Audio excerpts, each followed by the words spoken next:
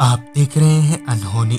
अनहोनी में आज की कहानी हमारे साथ शेयर की है कुणाल जी ने। तो चलिए बढ़ते हैं आज की इस कहानी की ओर।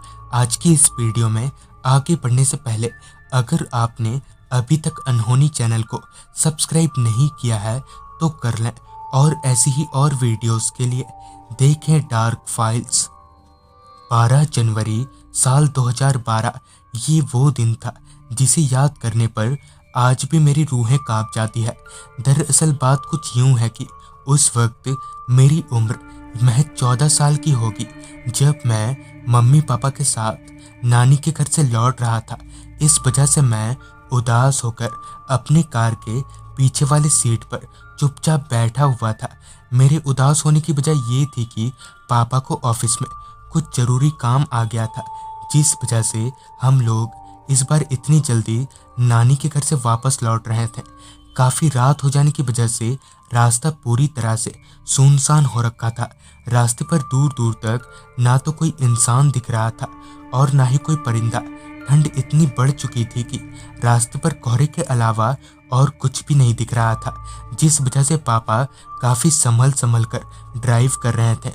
रात काफी हो जाने की वजह से बार बार मेरी आंख बंद हो जा रही थी, लिहाजा मैं अपनी सीट पर ही लेट गया। सीट पर गिरते ही कब मेरी आंख लग गई पता ही नहीं चला। फिर जब मेरी आंख खुली तो हमारी कार एक मोड़ पर खड़ी थी। पापा किसी शॉर्टकट रास्ते पर जाने की बात कर रहे थे और मम्मी उन्हें उस रास्ते पर जाने से मना कर रही थी। जल्दी घर पहुंचने के चक्कर में पापा ने कार को उस शॉर्टकट रास्ते की तरफ मोड़ लिया। अब हमारे सामने जंगलों से घिरा एक लंबा चौड़ा रास्ता आ गया था। घने कोहरे को चीरती हुई हमारी कार आगे बढ़े जा रही थी। बगल के जंगलों से आ रही रात कीड़ों की आवाजें मन में अलग ही डर पैदा कर रही थी। ऊपर से उस रास्ते पर अकेले होने की वजह से डर और भी बढ़ जा रहा था। अभी हम उस रास्ते पर थोड़ा आगे गए ही थे कि तभी रोड के बीचों बीच हमें एक औरत बैठी दिखी। उस औरत ने रोड को इस कदर घेर रखा था कि हमारी कार किसी भी हालत में आगे नहीं बढ़ सकती थी। लिहाजन पापा ने हॉर्न मारा, मगर हॉर्न की आवाज से उस औरत के कानों में जू तक न रेंगी, मानो उसके कानों में किसी ने ताला लगा दिया हो। जब बहुत बार हॉर्न मारने के बाद भी वो औरत रोड के बीच से नहीं हटी, तब पापा ने कार से उतरकर उस औरत को हटाने का फैसला किया।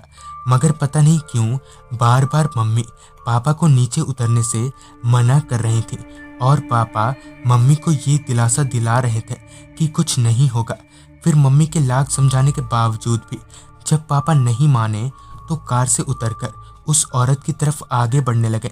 उस औरत को आवाज देते हुए पापा उसकी तरफ आगे बढ़े जा रहे थे कि तभी शांत चल रही हवाओं ने एकदम से जोर पकड़ लिया। खैर पापा उस औरत के करीब पहुंचे और उसे हटने के लिए बोलने लगे। तभी मम्मी ने पापा को आवाज लगाया। पापा जैसे ही मम्मी की तरफ पलटे कि रोड पर बैठी वो औरत अचानक ही गायब हो गई। ये देखकर पापा भी चौंक गए। खैर पापा वापस गाड़ी में आए और कार स्टार्ट करके आगे बढ़ने लगे।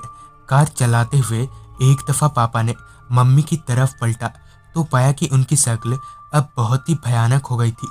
ये देखकर पापा हड़बड़ाने लगे और हड़बड़ाहट में वो स्टीयरिंग संभाल नहीं पाए और कार एक पेड़ से जा टकराई।